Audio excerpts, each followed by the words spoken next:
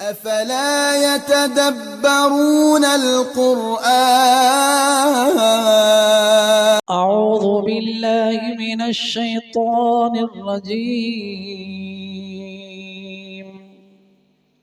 بسم الله الرحمن الرحيم كل الطعام كان حلا لبني إسرائيل إلا ما حرم إسرائيل على نفسه من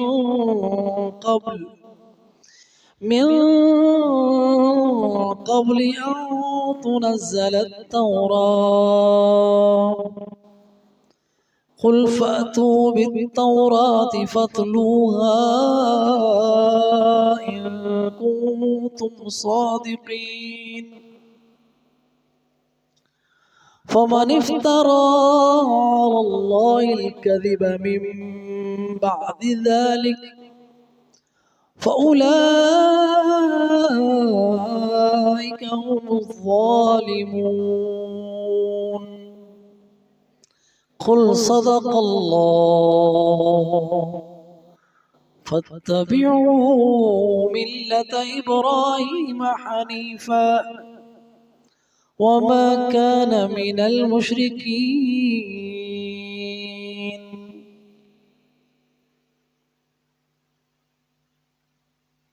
كل الطعام سب کھانے کل سب کل مضاف ہے الطعام مضاف الیہ مجرور ہے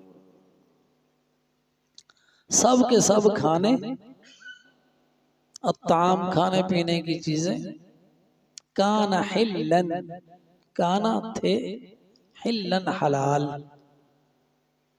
لبنی اسرائیل بنی اسرائیل کے لیے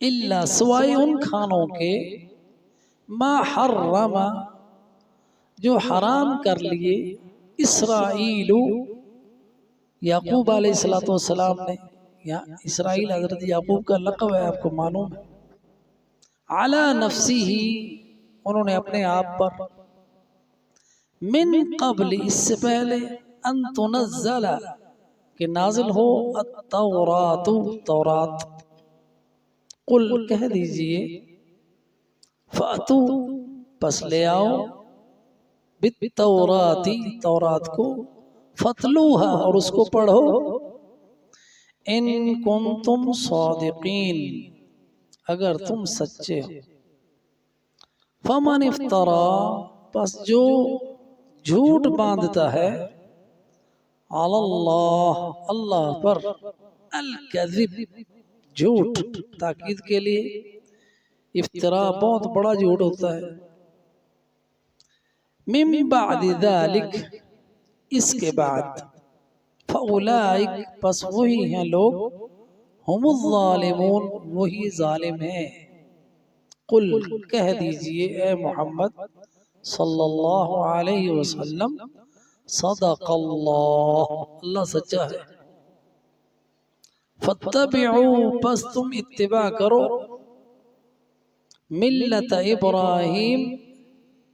ملت ابراہیم کی حنیفاً یکسو ہو کر بغیر انحراف کیے وما کان اور نہیں تھے وہ یعنی حضرت ابراہیم من المشرکین مشرکوں میں سے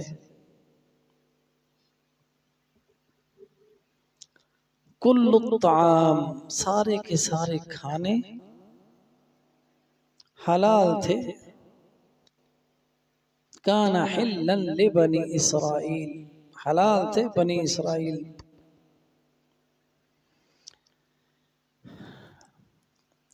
ان آیات کا شان نزول کچھ اس طرح ہے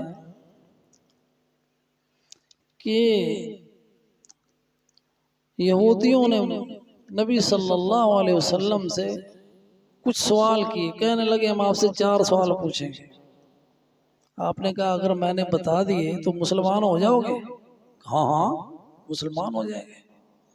تو آپ تو چاہتے تھے کہ اسلام لائیں، اس میں انسانیت کا بھلا ہے، ان کا بھی بھلا ہے، اور نبی صلی اللہ علیہ وسلم سے پڑھ کر کوئی انسان اس بات پر حریص نہیں کہ لوگ جہنم سے بچ جائیں، اور آپ اس دکھ میں کہ لوگ ایمان نہیں لاتے، اسلام قبول نہیں کرتے، اپنے آپ میں گھل رہے تھے، اور اللہ سبحانہ وتعالی نے آپ کو تسلی دی لعلک باخع نفسک الا یکونوا مؤمنین، کہ آپ اپنے کو مار ڈالیں گے اگر لوگ ایمان نہیں لائیں گے، یعنی اتنا دکھ نہ کیجئے۔ نبی صلی اللہ علیہ وسلم کی تسلی کے لیے اللہ نے اس طرح کی باتیں قرآن میں کی ہیں۔ تو آپ تو چاہتے تھے کہ مسلمان ہو جائیں، آپ نے کہا اچھا پوچھو، کیا ہے پوچھنا؟ کہنے لگے کہ ہمیں یہ بتائیے، پہلا سوال کہ حضرت یعقوب علیہ السلام نے اپنے اوپر کون سی چیزیں حرام کی تھی؟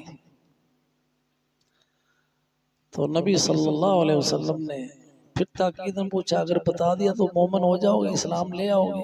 کہنے لگے ہاں۔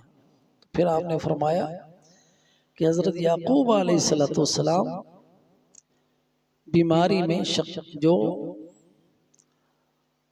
عرق النساء کی بیماری تھی اس میں مبتلا ہو گئے، بڑی تکلیف دہ بیماری ہوتی ہے، پوری رگ کھچی جاتی ہے، بندہ درد میں مبتلا رہتا ہے، ٹانگ میں درد ہوتا ہے یہاں سے لے کر یہ پاؤں کے انگوٹھے تک، اس درد میں مبتلا تھے، کافی عرصہ رہے۔ تو انہوں نے اللہ سے یہ نظر مانی کہ اگر یعنی میں تندرست ہو جاؤں تو جو مجھے سب سے محبوب چیز ہے وہ میں تیرے لیے چھوڑ دوں گا۔ اور یہی بات جو ہے نا، اس کا یہ صلہ بنتی ہے پہلی آیت کے ساتھ، لن تنالوا البر حتى تنفقوا مما تحبون۔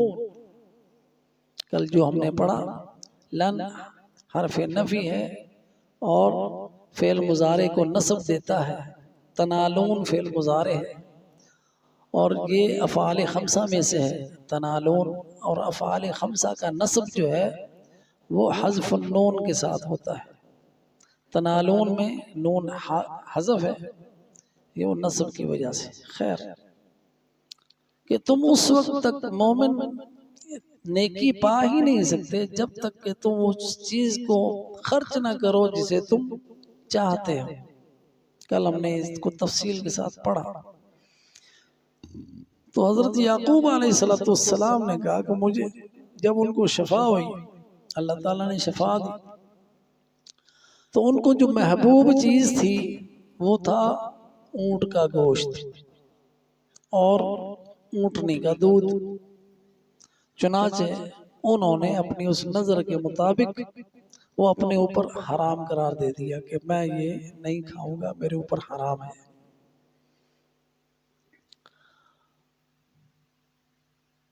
تو اسی کا ذکر یہاں پہ آیا، اور یہودیوں نے کہا ہاں بات تو ٹھیک کر رہے ہو، تصدیق کی۔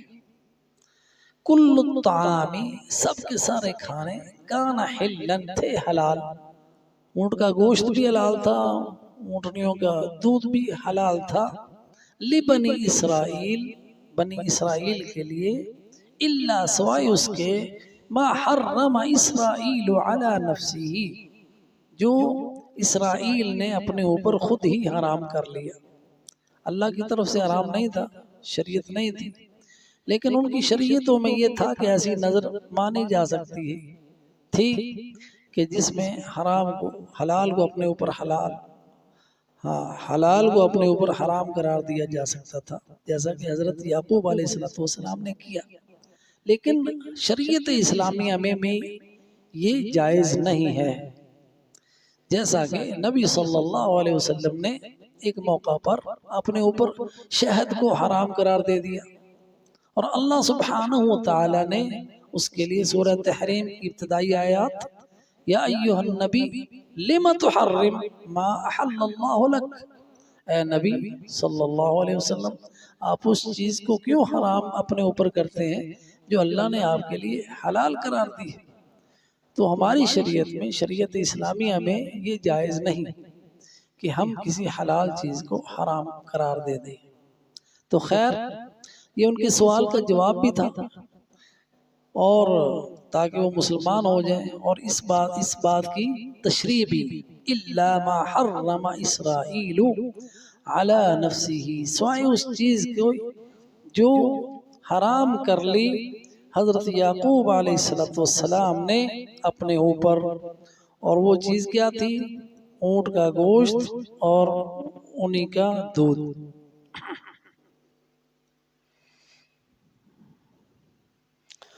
اور اسی طرح ایسے گوشت بھی جس کے ساتھ چربی ملی ہوئی ہو، ہر طرح کا وہ گوشت جس میں عرق ہوں، رگیں ہوں، من قبل ان تنزل التورات، اور یہ حرمت جو ہے یہ تورات سے پہلے کی ہے کہ حضرت یعقوب علیہ السلام تو تورات نازل ہوتی ہے حضرت موسیٰ علیہ السلام پر، اور یہ حرمت یعقوب علیہ السلام جو ان کی جد امجد ہیں اور کئی سو سال پہلے گزرے ہیں، انہوں نے اپنے اوپر حرام قرار دی۔ تو یہ اس تناظر میں بات آ رہی ہے کہ انہوں نے یہ پہلی جو باتیں تھی نا ہماری، ہم نے جو 88 تک پڑھی سورہ آل عمران کی آیت نمبر 88 تک، وہ ساری کی ساری تھی عیسائیوں کے رد میں۔ وہ جو نجران کا وفد تھا ان کے ساتھ مناظرہ تھا، مباہلہ تھا۔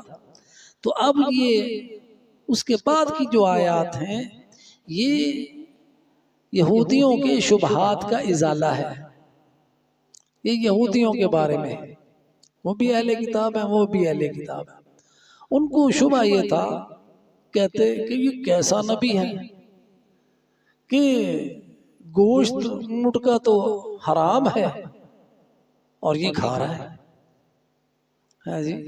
ان کو یہ شبہ تھا کہ اونٹ کا گوشت حرام ہے اور یہ کھا رہا ہے، اونٹ کا دودھ پیتا ہے، اونٹ کا گوشت کھاتا ہے۔ تو اللہ سبحانہ و تعالی نے اس وہ بات کو واضح کیا کہ بنی اسرائیل پر بھی یہ حلال تھے۔ کل الطعام کان حلا لبنی اسرائیل، یہ تو بنی اسرائیل پر بھی حلال تھے گوشت اونٹ کے، ان کے دودھ، انہوں نے خود اپنے اوپر، حضرت یعقوب علیہ السلام نے اپنے اوپر حرام کیے۔ اور اس کے بعد وہ اس چیز کے بھی ان کے دلوں میں یہ شبہ تھا یا منکر تھے کہ ناسخ اور منسوخ نہیں ہوتا۔ وہ اس بات کا انکار کرتے تھے کہ یہ کیا ہوا، اللہ تعالیٰ ایک حکم دے بعد میں اسے منسوخ کر دے، کہ اللہ تعالیٰ بھول گیا تھا، معاذ اللہ۔ تو اس شبہ کا بھی ازالہ ہے کہ ناسخ اور منسوخ تمہاری شریعتوں میں بھی ہے۔ حضرت عیسیٰ علیہ السلام ان احکامات کو منسوخ کرنے کے لیے آئے جو تمہارے اوپر سزاؤں کے طور پر نافذ کیے گئے تھے، رعایت کے لیے۔ جو چیزیں حرام تھی انہیں حلال کرنے کے لیے، حل اللہ ما حرم، یعنی بعض ایسی چیزیں، اب مجھے وہ آیت بول رہی ہے، اس میں یہ حضرت عیسیٰ علیہ السلام کی بعثت کا ذکر ہے، اور اس میں یہی بات بتائی گئی کہ وہ ان چیزوں کو حلال کرنے کے لیے آئے جو بنی اسرائیل پر حرام تھی، اور یہ ان کے اوپر سزا کے طور پر حرام کی گئی تھی۔ تو اللہ تعالیٰ نے آسانی کے لیے، اب سزا ختم ہو گئی، ان کی سزا ختم کر دی، اب وہ چیزیں حلال کر دی، تو پہلے احکامات کو منسوخ کر دیا۔ اسی طرح شریعت اسلامی جو ہے، قرآن پہلی شریعتوں کو منسوخ کرتا ہے اور یہ ناسخ ہے، اور قرآن کے اندر، اسلام کے اندر بھی ناسخ اور منسوخ ہیں۔ اللہ سبحانہ و تعالی جس چیز کو چاہے منسوخ کر دے اور اس سے بہتر آیت لے آئے۔ تو یہ بھی ان کے شبہ کا ازالہ بھی ہے۔ تو یہ بات یہاں پہ بتائی گئی کہ تورات نازل ہونے سے پہلے ہی اس یعقوب علیہ السلام نے کچھ چیزیں اپنے اوپر حرام قرار دے دی تھی۔ اب اگر تمہیں اس بات کا ایمان نہیں ہے، قل، اے نبی صلی اللہ علیہ وسلم ان سے کہیے، فاتو بالتورات، اب تم اپنی کتاب لے آؤ تورات، فتلوها، اور اسے تم ہی پڑھو، لاؤ بھی تم، کتاب بھی تمہاری اور پڑھنا بھی تم نے ہے، ان کنتم صادقین، اگر تم سچے ہو۔ اب یعنی اس بات کا، اس قصے کو معلوم کرنے کے لیے جو اللہ یہ بات بتا رہا ہے، اس کی تصدیق کے لیے کہ جو چیزیں پہلے حلال تھیں وہ بنی اسرائیل کے اوپر جو وہ حضرت یعقوب علیہ السلام نے اپنے اوپر حرام کی تھی، اس کا ذکر تورات میں بھی ہے۔ تو یہ لاؤ اپنی کتاب اور پڑھ کے دیکھ لو، اور پڑھنا بھی تم نے ہے۔ یہ چیلنج تھا ان کو، نہیں لائے کیونکہ ان کو پتا تھا یہ حکم موجود ہے ادھر۔ اسی طرح نبی صلی اللہ علیہ وسلم کے پاس ایک جوڑا لایا گیا جو زنا کا مرتکب ہوا تھا، عورت اور مرد، اور نبی صلی اللہ علیہ وسلم سے کہہ رہے ہیں یہودی کہ آپ فیصلہ کریں۔ آپ نے ان سے پوچھا تورات میں اس کے بارے میں کیا فیصلہ ہے؟ ان سے پوچھا پہلے، کہنے لگا ہم تو منہ کالا کر دیتے ہیں اور شہر میں ان کو پھراتے ہیں اور ان کو ذلیل کرتے ہیں، یہ سزا ہے۔ آپ نے فرمایا اچھا تم اپنی کتاب لے کر آؤ، تورات لے کر آؤ، اور اپنا ایک پڑھنے والا بھی لاؤ، تورات بھی تمہاری، پڑھنے والا بھی تمہارا، ادھر میرے سامنے بیٹھ کے پڑھو۔ اور آپ نے اپنے ساتھ بٹھا لیا عبداللہ ابن سلام کو، کیونکہ نبی صلی اللہ علیہ وسلم جو لکھا ہوا ہوتا وہ نہیں پڑھتے تھے نا، نہیں پڑھ سکتے تھے، امی تھے۔ تو آپ نے حضرت عبداللہ ابن سلام جو یہودیوں کے احبار تھے، بہت بڑے عالم، اور اللہ تعالیٰ نے ان کو توفیق دی اور وہ مسلمان ہو گئے، ان کو اپنے ساتھ بٹھایا اور یہودیوں کے عالم کو یہودیوں کے سامنے کہا اچھا وہ پڑھو آیتیں جو اس بارے میں تورات میں ہیں۔ چنانچہ اس نے ہاتھ رکھ کے اوپر پڑھنا شروع کر دیا، اور جہاں پہ حکم تھا رجم کرنے کا ادھر ہاتھ رکھا ہوا ہے، آگے پیچھے سے پڑھ رہا ہے اور حکم رجم کا نہیں پڑھ رہا۔ حضرت عبداللہ ابن سلام نے کہا ذرا ہاتھ اٹھاؤ، ذرا اچھا یہ بھی پڑھ کے بتاؤ نا کیا ہے، کیونکہ وہ تو جانتے تھے نا، ان کے عالم تھے، بہت بڑے احبار تھے۔ تو چنانچہ اس کے ہاتھ کے نیچے وہی آیت تھی جس میں شادی شدہ عورت اور مرد کو رجم کرنے کا حکم تھا۔ چنانچہ آپ نے ان کی کتاب کے مطابق ان کے اوپر فیصلہ کیا رجم کا۔ تو یہودیوں کے اس طرح وتیرہ رہا کہ اللہ تعالیٰ کی آیتوں کو چھپاتے تھے۔ یہاں بھی یہی حکم ہے، قل فأتوا بالتورات، لے آؤ تم اپنی کتاب یعنی تورات، فتلوها، پڑھنا بھی تم نے ہے اسے، ان کنتم صادقین، اگر تم سچے ہو۔ فمن افترى علی اللہ الکذب، بس جو شخص جھوٹ باندھتا ہے اللہ پر، یعنی من بعد ذالک، اس کے بعد، یہ ذالکہ کیا ہے، اس کے بعد جھوٹ باندھنا، یعنی تورات میں اللہ نے سرین حکم نازل کیے ہوئے ہیں، اس کو پڑھنے کے بعد بھی، اس کو سمجھنے کے بعد بھی پھر اللہ پر جھوٹ باندھنا، تو ایسے لوگ فَأُولَئِكَ هُمُ الظَّالِمُونَ، یہ ظالم ہے۔ کہ اسی تورات میں نبی صلی اللہ علیہ وسلم کی نشانیاں بھی ہیں، پڑھتے ہیں لیکن پھر اللہ پر جھوٹ باندھتے، مان نہیں رہے۔ اسی طرح احکامات شریعت ہے، پڑھتے ہیں مان نہیں رہے، اور اللہ پر جھوٹ باندھتے ہیں کہ اللہ نے یہ حکم نازل کیا ہے۔ تو اس شخص سے بڑا ظالم کون ہے جو اللہ پر جھوٹ باندھتا ہے؟ جی فمن جیسا کہ فرمایا فمن اظلم ممن افترى علی اللہ الکذب، اس شخص سے پڑھ کر ظالم کون ہے جو اللہ پر جھوٹ باندھے، اللہ نے حکم دیا ہی نہیں اور کہے کہ اللہ تعالیٰ نے حکم دیا ہے۔ یہاں بھی بتایا فمن افترا، پس جس نے باندھا اللہ اللہ پر الکذب جھوٹ، من بعد ذالک اس کے بعد یعنی تورات کی تلاوت کے بعد، فاولئک پس یہی ہیں وہ لوگ، ہم الظالمون ظالم۔